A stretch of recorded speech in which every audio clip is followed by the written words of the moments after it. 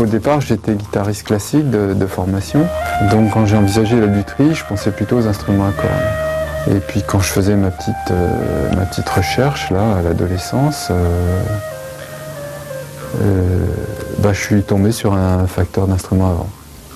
Et c'était un domaine tellement nouveau pour moi d'abord, que j'imaginais pas du tout. J'avais aucune idée que ça puisse exister, ce genre de travail, ce genre de recherche, ce genre de sonorité. Hein. Et ça m'a donné envie de me lancer là-dedans.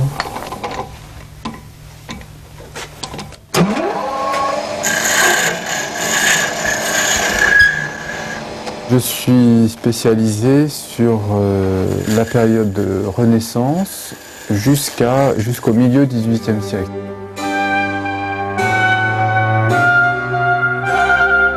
La plupart des instruments qui sont conservés aujourd'hui concernent la fin de la Renaissance.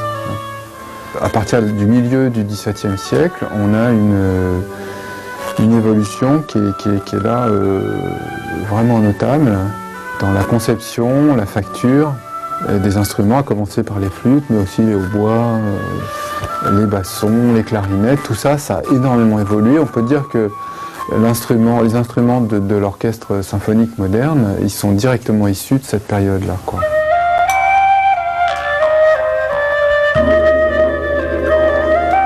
Entre une flûte Renaissance et une flûte baroque, on a une grosse différence de sonorité qui correspond à la musique des deux périodes. Donc la flûte Renaissance, c'est une flûte avec beaucoup de puissance dans le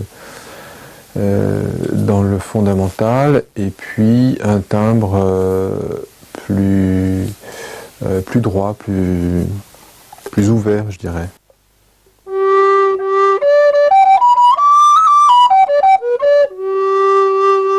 Donc ça, c'est un son de flûte Renaissance. Si je prends une flûte baroque, on va avoir quelque chose de tout à fait différent.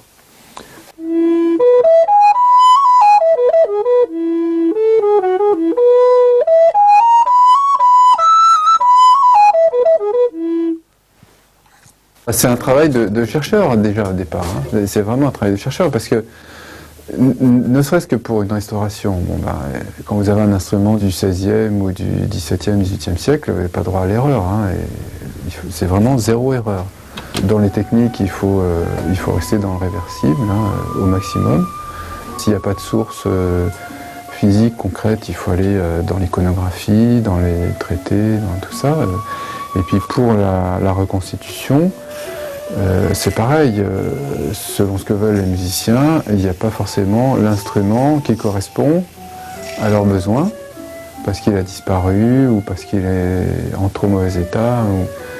Donc là, il y a à la fois un travail de recherche et puis un travail de synthèse. J'ai jamais eu à me préoccuper, ça étonne toujours. Quand je dis ça, de trouver du travail, quoi. Je me suis installé, j'ai commencé à faire quelques instruments, à les vendre, et puis voilà, c'est parti comme ça. En France, on est moins d'une dizaine.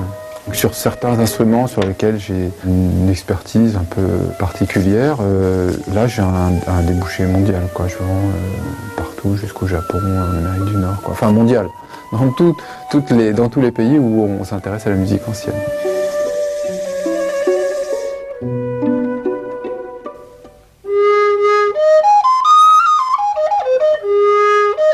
Les tarifs sont très variables, ça dépend tout à fait de la dimension de l'instrument et de la difficulté.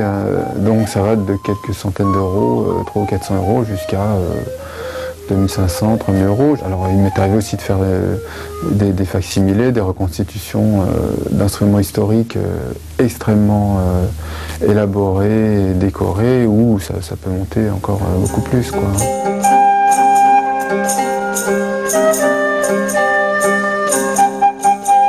C'est un petit peu la particularité, et puis je dirais même la magie de la lutherie. Hein. C'est-à-dire qu'on ne se contente pas de façonner un objet en bois, il faut aussi lui donner une voix, quoi. Donc, et cette voix-là, ça sera celle du musicien. Le son, il n'est jamais donné. si vous voulez. Hein. C'est-à-dire que vous faites tout bien, vous façonnez votre instrument le plus soigneusement possible, et puis, bon, ben voilà, quand il commence à parler, il a ses caprices, ça va pas tout seul, comme ça, il faut tâtonner, chercher, et puis il y a toujours une petite différence d'un instrument à l'autre. Alors la difficulté, c'est d'être le plus régulier possible, quoi.